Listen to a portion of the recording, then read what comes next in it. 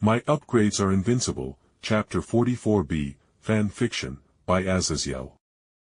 Goblin's Bane, a spear born and made of a lone goblin wanderer, does additional damage to goblins, sucking goblins' blood heavily and other monsters much less while the blade is with their body, and the spear can be directly upgraded via the corpse of an orc being fused into a spear. Hidden upgrade, 1, They shall no fear. Kill 1,000 goblins with only using the spear to naturally grant the spear the ability to heal the user from the blood of monsters it has absorbed and grant a small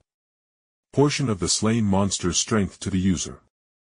I blanked looking at the spear for a moment before I sighed and I face-bombed as I realized joining a familia if word of my weapons got out was going to be fucking impossible if they couldn't protect me. But if my weapons could naturally strengthen my body and stuff from simply killing monsters, do I even need to join a familia and have to deal with the whims of a god or goddess? I thought before sighing and shutting down those thoughts as I heard the scratching of feet padding across the rough stone floor of the dungeon.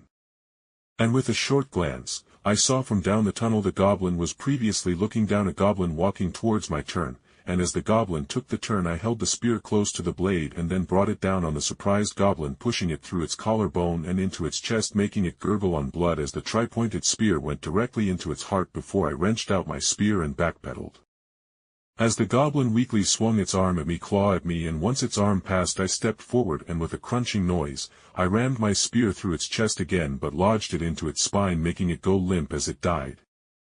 Checking my spear after I fused that goblin corpse, I realized the so-called hidden mission was actually hidden, so its showing itself was probably to just show me such upgrades were possible. But either way, the blade of the spear had barely thickened, with the fur covering the length of the spear feeling a bit more uniform, like how a dog or animal had a grain to their coats that you were supposed to pet them according to, otherwise it would force up their hair. After a moment of thought, I realized that either I needed to actually save some monster stones for the local currency of Valis, or I would need to fuse some shit weapons I could sell off at like a pawn store or something.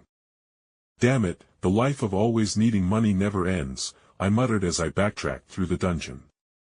As I knew staying here without more preparation wasn't wise, as I needed to make some armor and other stuff so I could actually stay within the dungeon for a long while to take advantage of my ability to fuse monsters in peace with how surprisingly quiet the first floor was.